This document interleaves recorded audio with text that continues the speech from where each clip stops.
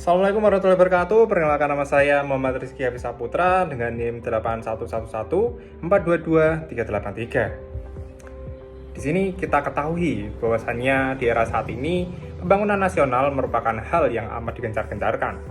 Maka dari itu, banyak sekali perusahaan yang tumbuh dan memasuki perkembangan ini, baik sektor swasta maupun pemerintahan. Dalam perkembangan pesat ini, perkembangan entitas tenaga kerja semakin kian bertambah. Dikarenakan pembangunan nasional dapat memberikan peluang bagi tenaga kerja dengan amat luas. Sumber daya manusia merupakan hal yang terpenting dalam suatu sistem ketenaga kerjaan. Nah, dalam hal tersebut, pekerja ini semakin baik pengelolaannya dalam suatu perusahaan, maka dari itu akan semakin baik pula kualitas dari pekerja tersebut.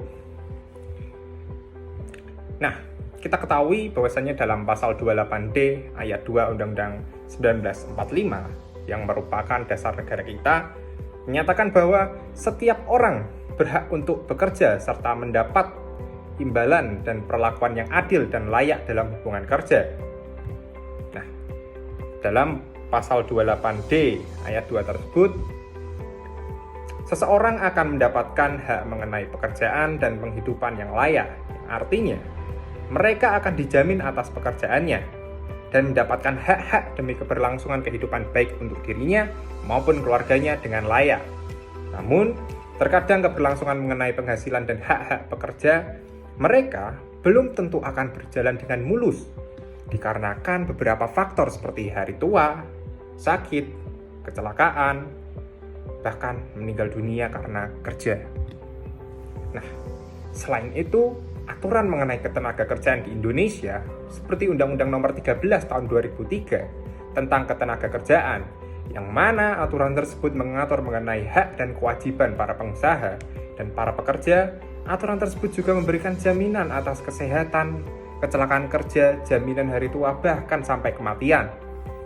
Nah, dalam pasal 86 ayat 1, Jungto ayat 2 Undang-Undang Ketenagakerjaan tersebut menyatakan bahwa setiap pekerja atau buruh mempunyai hak untuk memperoleh perlindungan atas keselamatan dan kesehatan kerja, moral dan kesusilaan, dan perlakuan yang sesuai dengan harkat dan martabat manusia serta nilai-nilai agama. Nah, untuk melindungi keselamatan pekerja atau buruh guna mewujudkan produktivitas kerja yang optimal, diselenggarakan upaya keselamatan dan kesehatan kerja. Nah, maka disitulah salah satu terobosan dalam melindungi para pekerja adalah dengan melakukan pengawasan mengenai penyelenggaraan ketenagakerjaan seperti halnya yang sudah diatur dalam pasal 176 Undang-Undang Nomor 13 Tahun 2003 atau Undang-Undang Ketenagakerjaan, Jungto pasal 2 Peraturan Presiden Nomor 21 Tahun 2010 tentang pengawasan ketenagakerjaan guna mengontrol suatu pelaksanaan ketenagakerjaan. Ya.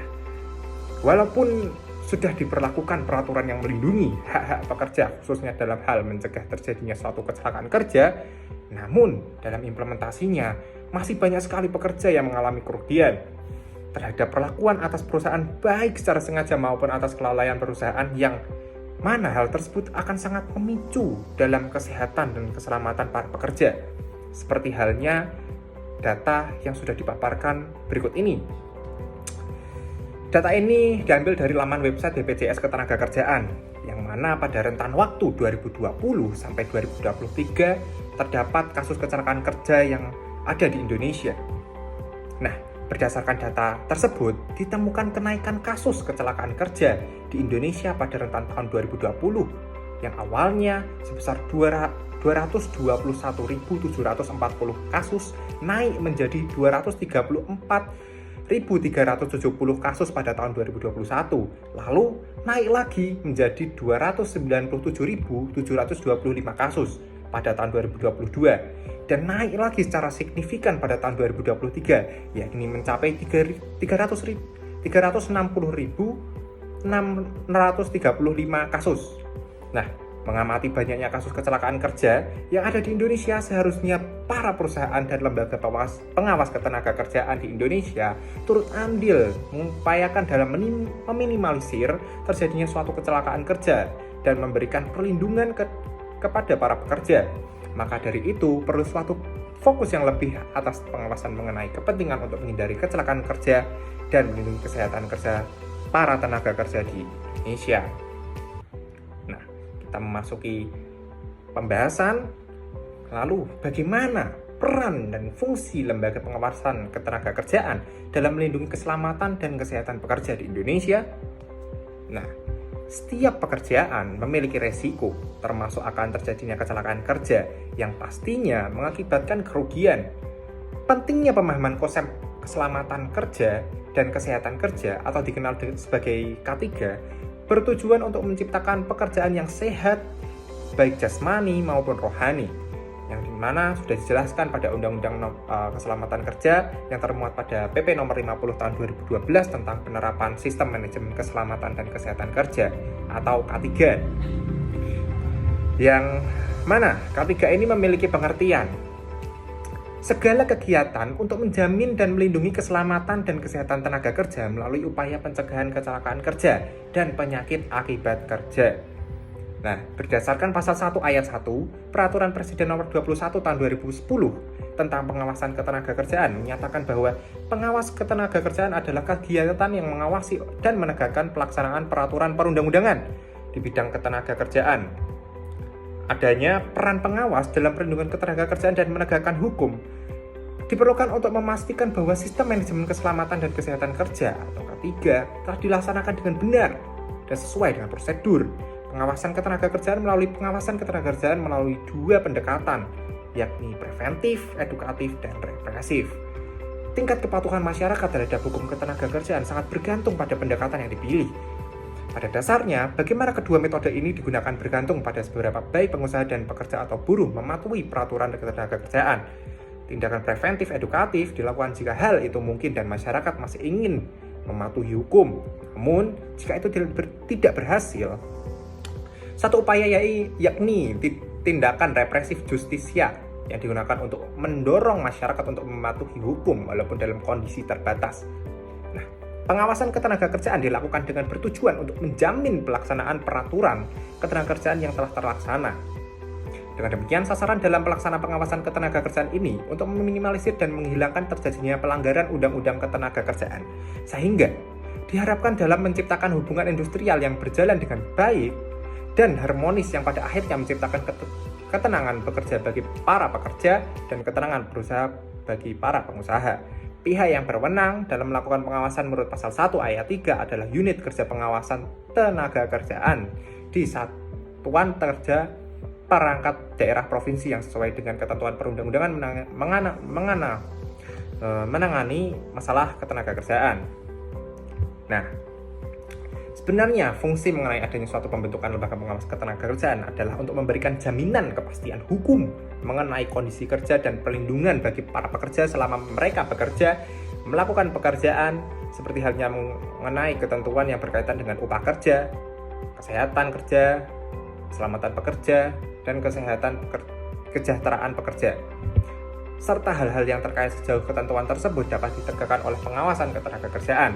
Selain itu, lembaga pengawas ketenagakerjaan juga dibentuk untuk memberikan suatu informasi yang bersifat teknis dan memberikan pembinaan kepada para pengusaha serta para pekerja mengenai bagaimana cara membantu mematuhi ketentuan peraturan hukum. Selain yang disebutkan di atas, fungsi dari lembaga pengawas ketenagakerjaan adalah untuk memberitahukan kepada otoritas yang berwenang mengenai hal-hal apa saja yang terkait dengan suatu penyimpangan atau yang ketidaksesuaian yang dituangkan dalam suatu aturan perundang-undangan yang ada. Nah, sebenarnya tujuan dari adanya pengawasan itu sendiri adalah agar hasil pelaksanaan pekerjaan diperoleh secara efektif dan efisien, serta menghindari terjadinya penyimpangan dan pelanggaran dalam dunia kerja. Nah, berbagai fungsi serta tujuan dan adanya pengawasan tersebut dapat dilihat bahwasannya melaksanakan suatu peraturan harus memiliki tujuan yang tidak lain untuk keberlangsungan peraturan yang telah diterapkan. Selain itu juga untuk mendidik aparat pelaksanaan peraturan yang selalu belajar untuk melaksanakan kewajibannya mengenai apa saja yang harus dilakukan dan diperbaiki serta mengidentifikasi kendala apa saja yang harus dihadapi. Di Indonesia sendiri banyak tenaga kerja yang telah menilai bahwa pegawai pengawas ketenagakerjaan itu lemah dalam kinerjanya. Hal ini didasari karena mereka merasa bahwa pegawai pengawas ketenagakerjaan itu dianggap tidak profesional dan kurang kompeten dalam melaksanakan tugasnya. Selain itu, banyak permasalahan yang diadukan kepada pihak pengawas seringkali tidak ditanggapi oleh lembaga pengawas ketenagakerjaan. Bahkan pegawainya dirasa secara minim akan kualitas SDM-nya. Apalagi pegawainya yang tidak jarang acuh terhadap standar protokol dalam pemeriksaan dan pengawasan. Yang mana sering ditemukan pengawasan dan pemeriksaan yang tidak tuntas dalam menyelesaikan suatu permasalahan, serta antara pengawas yang satu dengan yang lain memiliki koordinasi yang buruk. Nah, di sisi lain ada beberapa faktor penghambat yang melaksanakan kewenangan lembaga pengawas ketenagakerjaan di Indonesia, seperti kurangnya anggaran dan fasilitas yang kurang memadai, pengangkatan pegawai yang kurang mengedepankan aspek yuridisnya, adanya praktik yang menghilangkan independensinya, serta penempatan pegawai yang tidak sesuai dengan kompetensi dan kualitasnya, serta minimnya jumlah pegawai pengawas di Indonesia. Nah, melihat keterbatasan tersebut, seharusnya Indonesia berkaca dari negara-negara yang sudah melakukan suatu terobosan yang lebih baik, yakni seperti negara Jepang, lalu ada negara Swiss, dan Amerika. Nah, dalam hal ini,